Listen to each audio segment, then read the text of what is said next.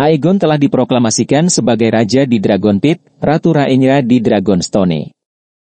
Semua upaya rekonsiliasi telah gagal, tarian naga sekarang dimulai dengan sungguh-sungguh. Di Driftmark, kapal-kapal Sea Snake berlayar dari Hull dan Spichetown untuk menutup Gullet, mencekik perdagangan ke dan dari King's Landing.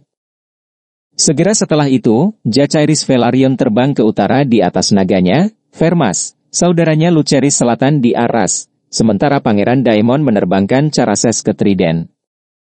Mari kita beralih dulu ke Harrenhal. Meskipun sebagian besar kebodohan besar Harren berada dalam reruntuhan, dinding tirai kastil yang menjulang tinggi masih menjadikannya benteng yang tangguh seperti halnya di daerah sungai, tapi Aegon si Naga telah membuktikannya rentan dari langit. Dengan tuannya, Larys Strong, jauh di King's Landing, kastil itu hanya garnison ringan. Karena tidak ingin menderita nasib Black Harren, kastelan tuanya Ser Simon Strong, paman mendiang Lord Lionel, paman buyut Lord Larys, dengan cepat menyerang spanduknya ketika Caraxes menyala di atas menara Kingspeare. Selain kastil, Pangeran Daemon dengan Stroke telah menangkap kekayaan House Strong yang tidak terlalu besar dan selusin sandera berharga, di antaranya Ser Simon dan cucu-cucunya.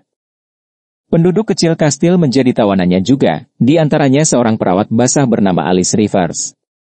Siapa wanita ini? Seorang gadis pelayan yang mencoba-coba ramuan dan mantra, kata Munkun. Seorang penyihir hutan, klaim Septon Eustace. Seorang enchantress jahat yang bermandikan darah perawan untuk melestarikan masa mudanya, Musroom akan membuat kita percaya. Namanya menunjukkan kelahiran. Tapi kita hanya tahu sedikit tentang ayahnya, dan kurang dari ibunya. Munkun dan Eustace memberitahu kami bahwa dia adalah ayah dari Lord Lionel Strong di masa mudanya, menjadikannya saudara tiri alami bagi putra-putranya Harwin, Break Bones, dan Larys, Clubfoot. Tapi Musroom bersikeras bahwa dia jauh lebih tua, bahwa dia adalah perawat basah untuk kedua anak laki-laki, bahkan mungkin untuk ayah mereka satu generasi sebelumnya. Meskipun anak-anaknya sendiri semuanya lahir mati, susu yang mengalir begitu banyak dari payudara Alice Rivers telah memberi makan bayi yang tak terhitung jumlahnya yang lahir dari wanita lain di Harrenhal. Apakah dia sebenarnya seorang penyihir yang berbaring dengan setan, melahirkan anak-anak yang mati sebagai pembayaran atas pengetahuan yang mereka berikan padanya? Apakah dia seorang gemerlap yang berpikiran sederhana, seperti yang diyakini Eustace? Seorang nakal yang menggunakan racun dan ramuannya untuk mengikat pria padanya, tubuh dan jiwa? Alice Rivers setidaknya berusia 40 tahun selama tarian naga, itu banyak yang diketahui, jamur membuatnya semakin tua. Semua setuju bahwa dia terlihat lebih muda dari usianya, tetapi apakah ini kebetulan sederhana, atau dicapai melalui praktik ilmu hitamnya, pria terus berselisih. Apapun kekuatannya, tampaknya Daemon Targaryen kebal terhadap mereka, karena sedikit yang terdengar tentang penyihir yang seharusnya ini sementara sang pangeran memegang Harrenhal. Jatuhnya kursi Black Harren yang tiba-tiba dan tidak berdarah dihitung sebagai kemenangan besar bagi Ratu Rhaenyra dan orang kulit hitamnya. Ini berfungsi sebagai pengingat yang tajam tentang kecakapan bela diri Pangeran Daemon dan kekuatan Caraxes, Bloodwyrm, dan memberi Ratu benteng di jantung Westeros, di mana para pendukungnya dapat berkumpul, dan Rhaenyra memiliki banyak seperti itu di tanah yang disiram oleh Trident. Ketika Pangeran Daemon mengirimkan seruannya untuk mengangkat senjata, mereka bangkit di sepanjang sungai. Ksatria dan orang-orang bersenjata dan petani rendah hati yang masih mengingat kesenangan alam, yang sangat dicintai ayahnya, dan cara dia tersenyum dan memikat mereka saat dia membuat kemajuan melalui daerah sungai di masa mudanya. Ratusan dan kemudian ribuan mengikat sabuk pedang mereka dan mengenakan surat mereka, atau mengambil garpu rumput atau cangkul dan perisai kayu mentah, dan mulai berjalan ke Harrenhal untuk memperjuangkan gadis kecil Viserys. Para penguasa Trident, yang memiliki lebih banyak kerugian, tidak begitu cepat bergerak, tetapi segera mereka juga mulai membuang banyak uang mereka dengan ratu. Dari si kembar mengendarai Ser Forrest Frey, Foal Frey, yang sama yang pernah memohon tangan Rhaenyra, sekarang tumbuh menjadi ksatria yang paling puisan. Lord Samuel Blackwood, yang pernah kalah duel demi kebaikannya, mengangkat spanduknya di atas Raventre. Ser Amos Bracken, yang telah memenangkan duel itu, mengikuti ayah tuannya ketika House Bracken menyatakan untuk Aegon. Mountains of Maidenpool, Peepers of Pink Maiden Castle, Rotes of Haraway, Daris of Dari, Malisters of Saagard, dan Vanches of Wayfarers Rest semuanya mengumumkan dukungan mereka untuk rainya. Vanches of Atranta mengambil jalan lain, dan menyatakan kesetiaan mereka kepada Raja Muda. Petir Piper, Lord of Pink Maiden yang beruban, berbicara untuk banyak orang ketika dia berkata, "Aku bersumpah padanya pedangku. Aku lebih tua sekarang, tapi tidak terlalu tua sehingga aku lupa kata-kata yang aku ucapkan, dan kebetulan aku masih memiliki pedang."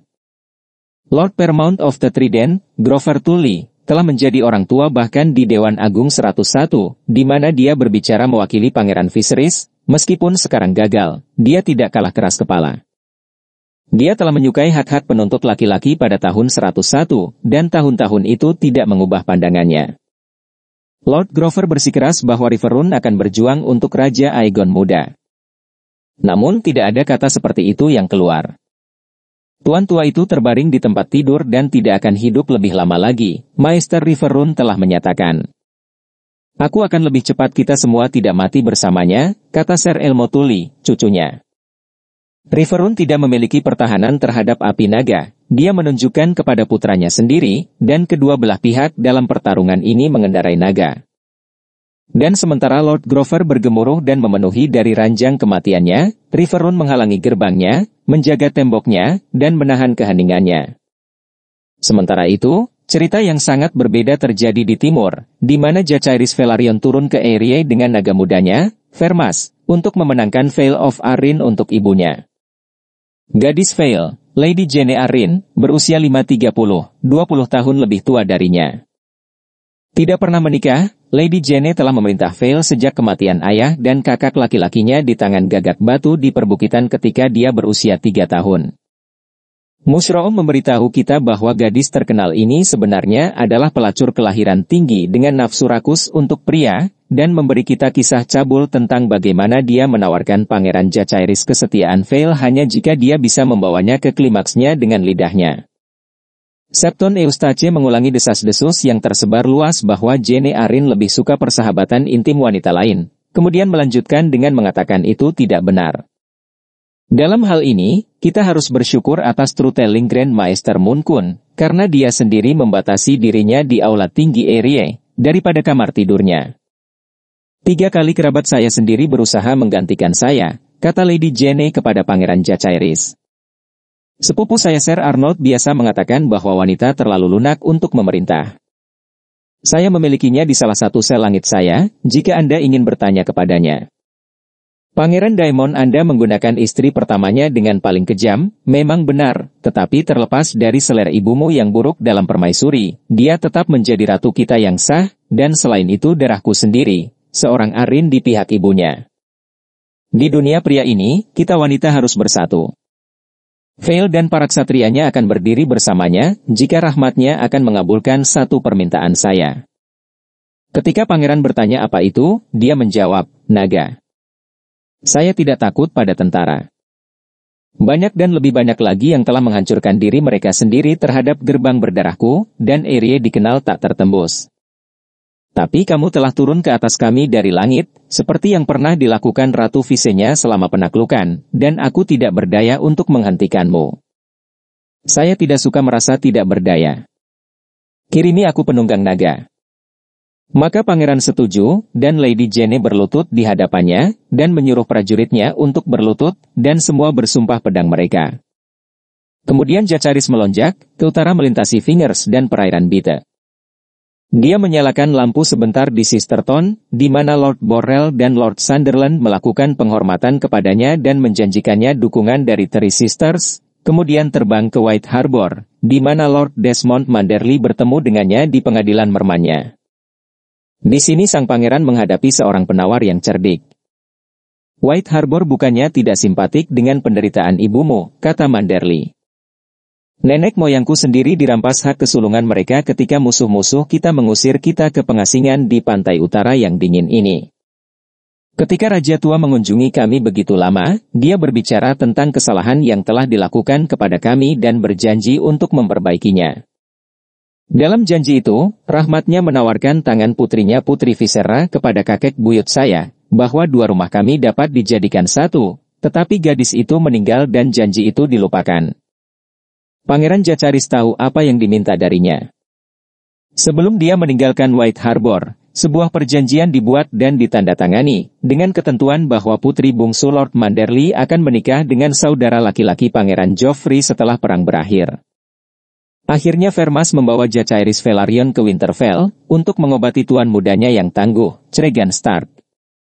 Dalam kepenuhan waktu, Cregan Stark akan dikenal sebagai Old Man of the North, tetapi Lord of Winterfell hanyalah 120 ketika Pangeran Jacaerys datang kepadanya pada tahun 129 AC.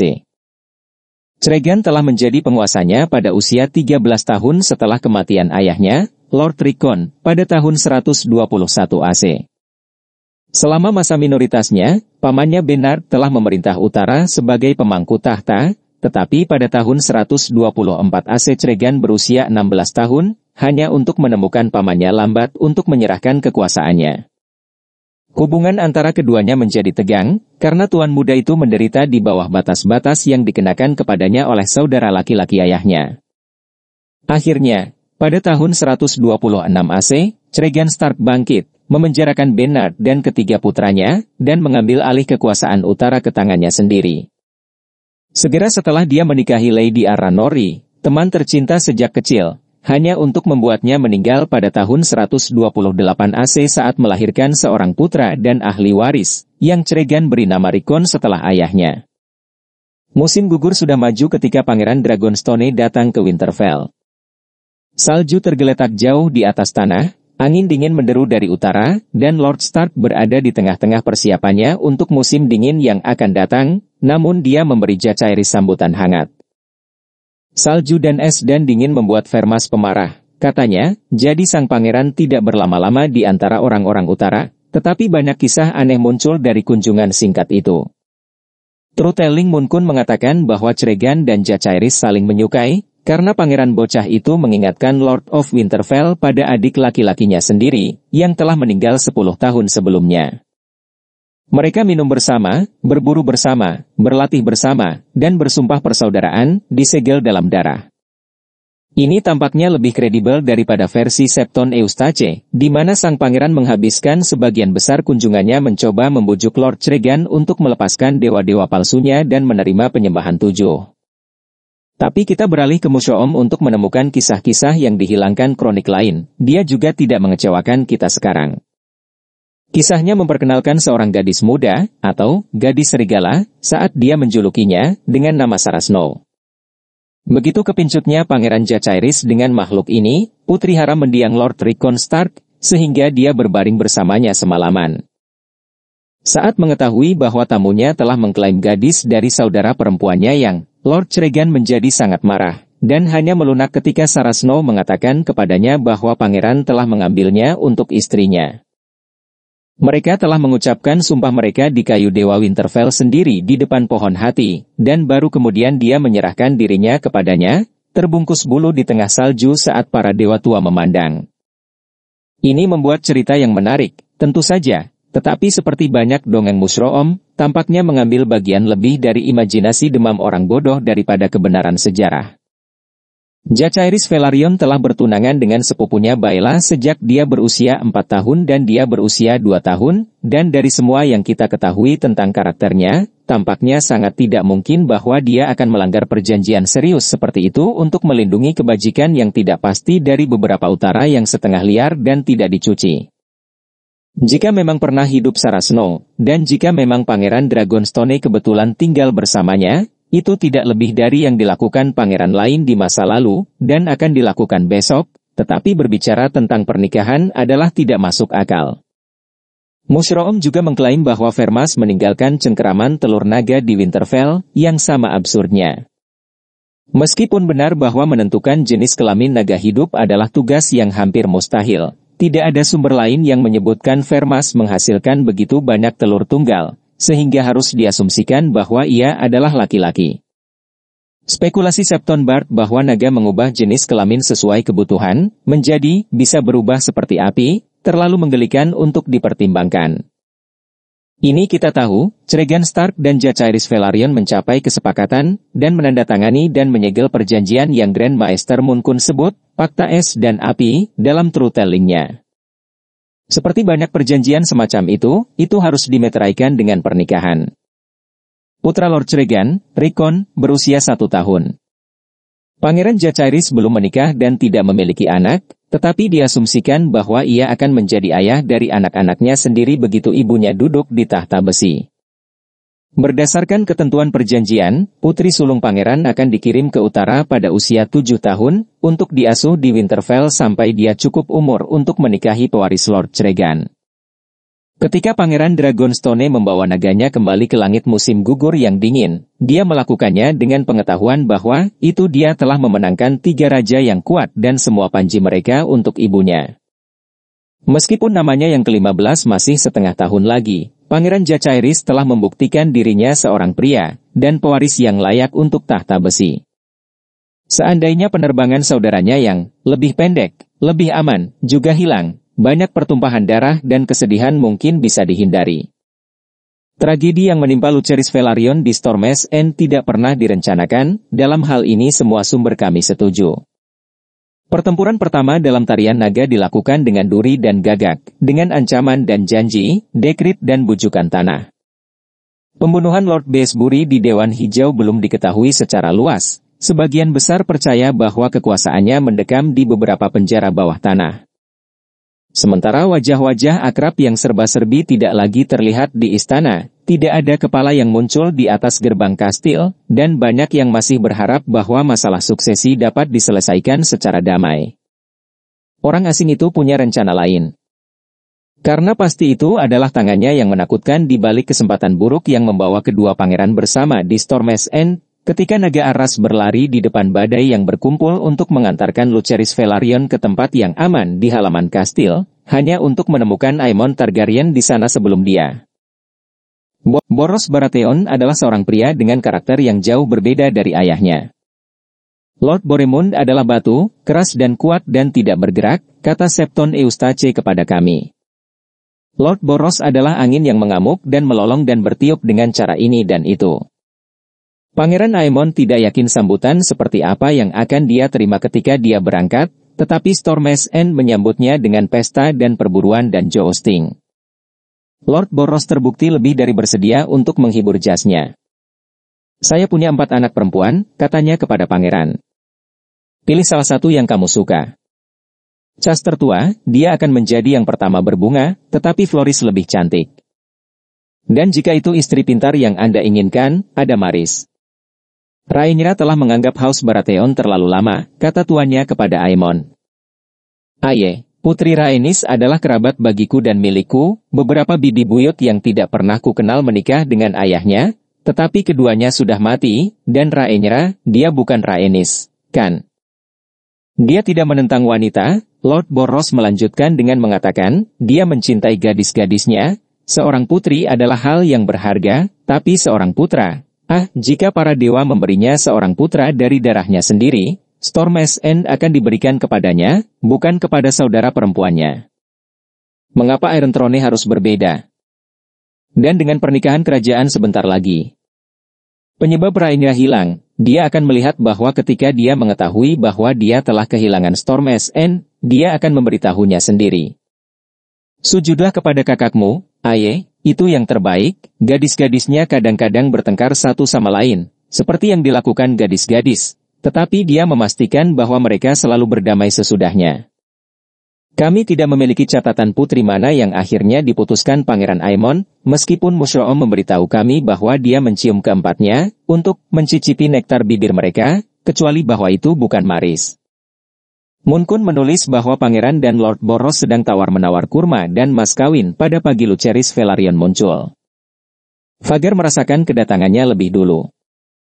Penjaga yang berjalan di benteng dinding tirai kastil yang perkasa mencengkeram tombak mereka dalam ketakutan tiba-tiba ketika dia terbangun dengan raungan yang mengguncang fondasi pembangkangan Duran.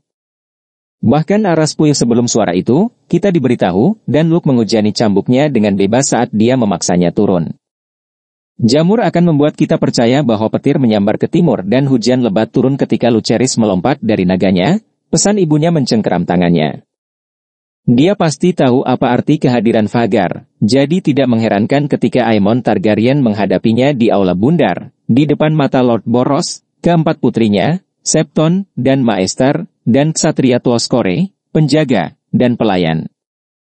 Di antara mereka yang menyaksikan pertemuan itu adalah Ser Byron Swan, putra kedua Lord of Stonehelm di Dornish Marches, yang akan memiliki peran kecilnya sendiri untuk dimainkan nanti di dance. Jadi di sini untuk sekali ini kita tidak perlu bergantung sepenuhnya pada Grand Maester Munkun, Mushoom, dan Septon Eustace. Tak satu pun dari mereka hadir di Storm's End, tetapi banyak lainnya, jadi kami tidak kekurangan akun langsung. Lihatlah makhluk yang menyedihkan ini, tuanku, seru Pangeran Aemon. Lu kecil kuat, itu. Kepada Lukas ia berkata, kamu basah. Apakah hujan atau apakah Anda membuat diri Anda takut? Lucerys Velaryon hanya berbicara kepada Lord Baratheon. Tuan Boros, saya telah membawakan Anda pesan dari ibu saya, Ratu. Pelacur Dragonstone, maksudnya. Pangeran Aemon melangkah maju dan berusaha merebut surat itu dari tangan Lucerys, tetapi Lord Boros meraung perintah dan para ksatrianya turun tangan, memisahkan para pangeran. Seseorang membawa surat Rhaenyra ke mimbar, di mana kekuasaannya duduk di atas tahta raja-raja badai kuno. Tidak ada orang yang benar-benar tahu apa yang dirasakan Boros Baratheon pada saat itu. Catatan tentang mereka yang ada di sana sangat berbeda satu dari yang lain.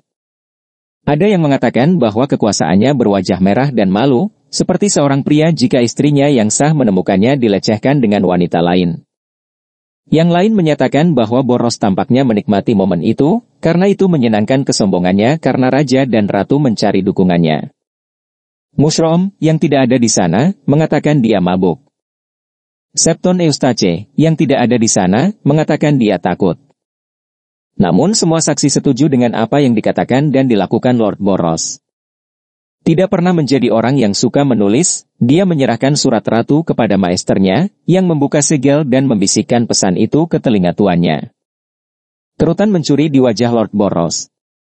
Dia mengelus janggutnya, merengut pada Lucerys Velaryon, dan berkata, dan jika aku melakukan apa yang ibumu minta, yang mana dari putriku yang akan kamu nikahi, nak? Dia menunjuk ke 4 gadis. Pilih satu. Pangeran Lucerys hanya bisa tersipu. Tuanku, saya tidak bebas untuk menikah, jawabnya. Saya bertunangan dengan sepupu saya Rhaena. Saya banyak berpikir, kata Lord Boros. Pulanglah, anak anjing, dan beritahu ibumu bahwa Lord of Storm's End bukanlah anjing yang bisa dihasilkan saat dibutuhkan untuk melawan musuh-musuhnya. Dan Pangeran Lucerys berbalik untuk meninggalkan aula bundar. Tetapi Pangeran Aemon menghunus pedangnya dan berkata, tahan, kuat. Pertama-tama bayar hutangmu padaku. Kemudian dia merobek penutup matanya dan melemparkannya ke lantai untuk menunjukkan safir di bawahnya. Kamu punya pisau, seperti yang kamu lakukan saat itu. Keluarkan matamu, dan aku akan membiarkanmu pergi. Seseorang akan melayani. Aku tidak akan membutakanmu. Pangeran Lucerys mengingat janjinya kepada ibunya. Aku tidak akan melawanmu. Saya datang ke sini sebagai utusan, bukan seorang ksatria. Kau datang ke sini sebagai orang gila dan pengkhianat, jawab Pangeran Aemon. Aku akan memiliki matamu atau hidupmu, kuat. Pada saat itu Lord Boros menjadi gelisah. Tidak di sini, gerutunya. Dia datang sebagai utusan. Saya tidak ingin ada darah yang tertumpah di bawah atap saya. Jadi para pengawalnya menempatkan diri di antara para pangeran dan mengawal Lucerys Velaryon dari aula bundar, kembali ke halaman kastil tempat naganya, Aras, membungkuk di tengah hujan, menunggu kepulangannya. Dan di sana mungkin sudah berakhir, tetapi untuk gadis Maris. Putri kedua Lord Boros, kurang cantik dari saudara perempuannya, dia marah pada Aemon karena lebih memilih mereka daripada dia. Apakah itu salah satu matamu yang dia ambil, atau salah satu bolamu? Maris bertanya pada pangeran, dengan nada manis seperti madu. Saya sangat senang Anda memilih saudara perempuan saya. Saya ingin seorang suami dengan semua bagiannya. Mulut Aemon Targaryen berputar karena marah, dan dia berbalik sekali lagi ke Lord Boros, meminta cuti. Lord of Storm's End mengangkat bahu dan menjawab, bukan hak saya untuk memberitahu Anda apa yang harus dilakukan ketika Anda tidak berada di bawah atap saya. Dan para ksatrianya menyingkir saat Pangeran Aemon bergegas ke pintu. Di luar, badai mengamuk. Guntur menggelinding melintasi kastil, hujan turun dalam lembaran yang menyilaukan, dan dari waktu ke waktu sambaran petir biru putih besar menerangi dunia seterang siang hari. Itu adalah cuaca buruk untuk terbang, bahkan untuk seekor naga, dan Aras berjuang untuk tetap tinggi ketika Pangeran Aemon menaiki Vhagar dan mengejarnya. Seandainya langit tenang, Pangeran Lucerys mungkin bisa mengalahkan pengejarnya, karena Aras lebih muda dan lebih cepat, tetapi hari itu, sehitam hati Pangeran Aemon, kata Mushroom, dan terjadilah bahwa naga-naga itu bertemu di atas Teluk Shipbreaker. Pengamat di dinding kastil melihat ledakan api di kejauhan, dan mendengar jeritan memotong Guntur. Kemudian kedua binatang itu terkunci bersama, kilat bergerak di sekitar mereka. Vhagar 5 kali lebih besar dari musuhnya, yang selamat dari 100 pertempuran. Jika ada perkelahian, itu tidak akan berlangsung lama. Aras jatuh, patah, ditelan oleh air teluk yang dilanda badai. Kepala dan lehernya hanyut di bawah tebing di bawah Storm's End 3 hari kemudian, untuk membuat pesta bagi kepiting dan burung camar. Mushroom mengklaim bahwa mayat Pangeran Lucerys juga terdampar, dan memberitahu kita bahwa Pangeran Aemon memotong matanya dan menyerahkannya kepada Lady Maris di tempat tidur rumput laut, tetapi ini tampaknya berlebihan. Ada yang mengatakan Vhagar menyambar Lucerys dari punggung naganya dan menelannya utuh. Bahkan telah diklaim bahwa sang pangeran selamat dari kejatuhannya, berenang ke tempat yang aman, tetapi kehilangan semua ingatan tentang siapa dia, menghabiskan sisa hari-harinya sebagai nelayan yang berpikiran sederhana. The Truth-Telling memberikan semua kisah ini rasa hormat yang pantas mereka dapatkan. Artinya, tidak ada. Lucerys Velaryon mati dengan naganya, Munkun bersikeras. Ini tidak diragukan lagi benar. Pangeran berusia 13 tahun. Tubuhnya tidak pernah ditemukan. Dan dengan kematiannya, perang gagak dan utusan dan fakta pernikahan berakhir, dan perang api dan darah dimulai dengan sungguh-sungguh. Aemon Targaryen, yang selanjutnya akan dikenal sebagai Aemon the Kinslayer untuk musuh-musuhnya, kembali ke King's Landing, setelah memenangkan dukungan dari Storm's End untuk saudaranya Aegon, dan permusuhan abadi Ratu Rhaenyra.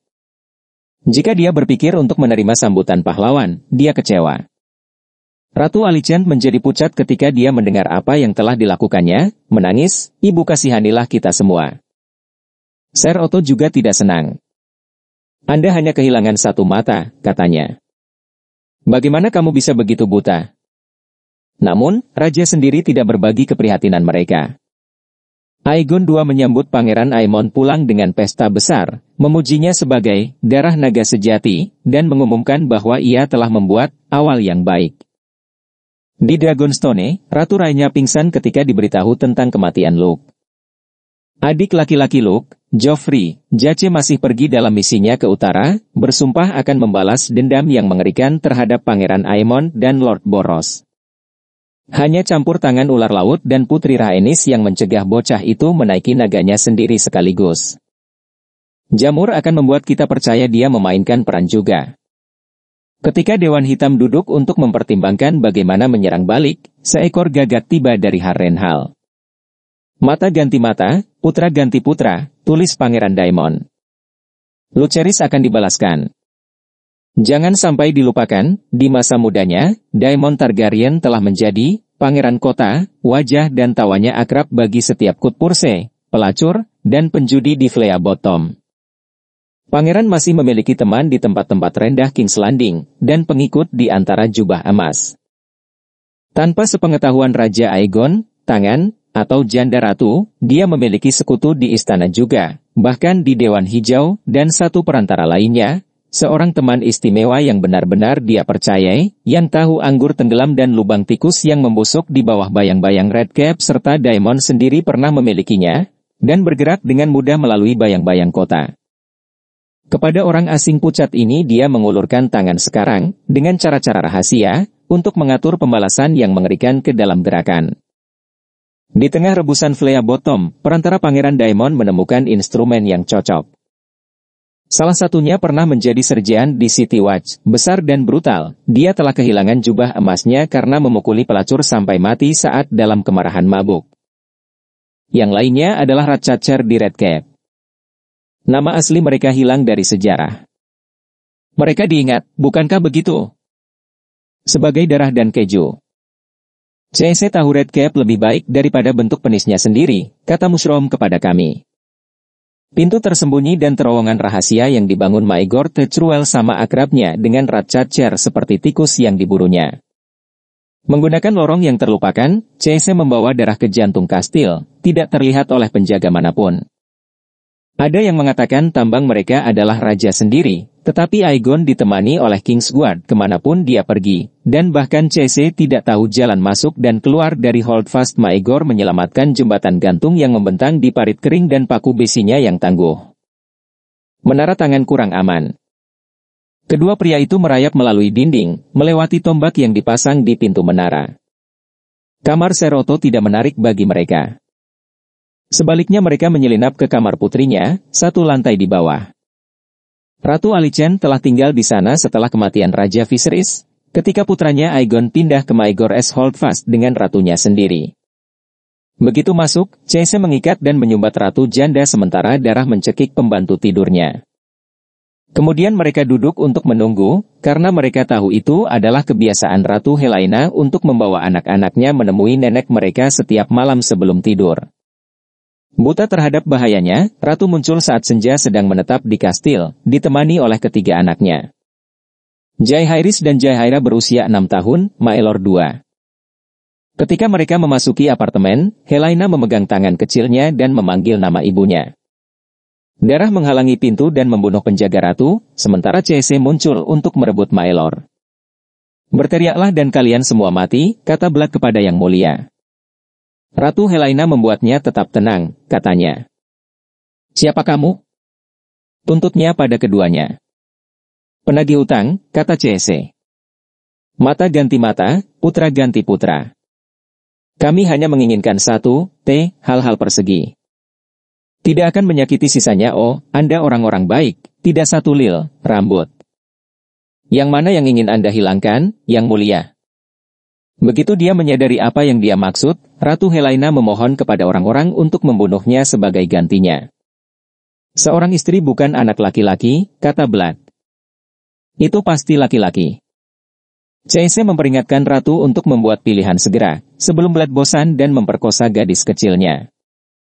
Pilih, katanya, atau kita bunuh mereka semua. Berlutut, menangis, Helaena menamai anak bungsunya, Maelor. Mungkin dia pikir anak laki-laki itu terlalu muda untuk mengerti, atau mungkin itu karena anak laki-laki yang lebih tua, Jaehaerys, adalah putra sulung dan pewaris Raja Aegon, di urutan berikutnya ke tahta besi. Kau dengar itu, anak kecil? CC berbisik pada Maelor. Ibumu ingin kamu mati. Kemudian dia menyeringai pada Blood, dan pendekar pedang raksasa itu membunuh Pangeran Jaehaerys, memukul kepala bocah itu dengan satu pukulan. Ratu mulai berteriak.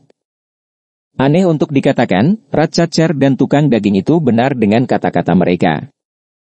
Mereka tidak lagi membahayakan Ratu Helaena atau anak-anaknya yang masih hidup, melainkan melarikan diri dengan kepala pangeran di tangan. Rona dan tangisan naik, tetapi CC tahu lorong-lorong rahasia seperti yang tidak dilakukan para penjaga, dan para pembunuh melarikan diri. 2 hari kemudian, Blood disita di gerbang para dewa mencoba meninggalkan King's Landing dengan kepala pangeran Jaehaerys tersembunyi di salah satu karung pelananya. Di bawah siksaan, dia mengaku bahwa dia telah membawanya ke Harrenhal, untuk mengumpulkan hadiahnya dari Pangeran Daemon. Dia juga memberikan deskripsi tentang pelacur yang dia klaim telah mempekerjakan mereka, seorang wanita yang lebih tua, asing dengan pembicaraannya, berjubah dan berkerudung, sangat pucat. Para pelacur lainnya memanggilnya Misery. Setelah 13 hari siksaan, darah akhirnya diizinkan untuk mati. Ratu Alicent telah memerintahkan Laris Clubfoot untuk mempelajari nama aslinya, sehingga dia bisa mandi dengan darah istri dan anak-anaknya, tetapi sumber kami tidak mengatakan apakah ini terjadi. Ser Luthor Largen dan jubah emasnya mencari di Jalan Sutra dari atas ke bawah, dan ternyata dan menelanjangi setiap pelacur di King's Landing, tetapi tidak ada jejak keju atau cacing putih yang pernah ditemukan. Dalam kesedihan dan kemarahannya, Raja Aegon II memerintahkan agar semua racat kota dibawa keluar dan digantung, dan ini dilakukan. Ser Otto Hightower membawa 100 kucing ke Red Keep untuk menggantikan mereka. Meskipun Blood and Jesse telah menyelamatkan nyawanya, Ratu Helaena tidak dapat dikatakan selamat dari senja yang menentukan itu. Setelah itu dia tidak mau makan, tidak mandi, atau meninggalkan kamarnya, dan dia tidak tahan lagi untuk melihat putranya Maelor, mengetahui bahwa dia telah menamainya untuk mati. Raja tidak punya jalan lain selain mengambil anak itu darinya dan menyerahkannya kepada ibu mereka, Janda Ratu Alicent, untuk dibesarkan seolah-olah dia adalah miliknya sendiri. Aegon dan istrinya tidur terpisah sesudahnya, dan Ratu Helaena tenggelam semakin dalam ke dalam kegilaan, sementara Raja mengamuk, dan minum, dan mengamuk.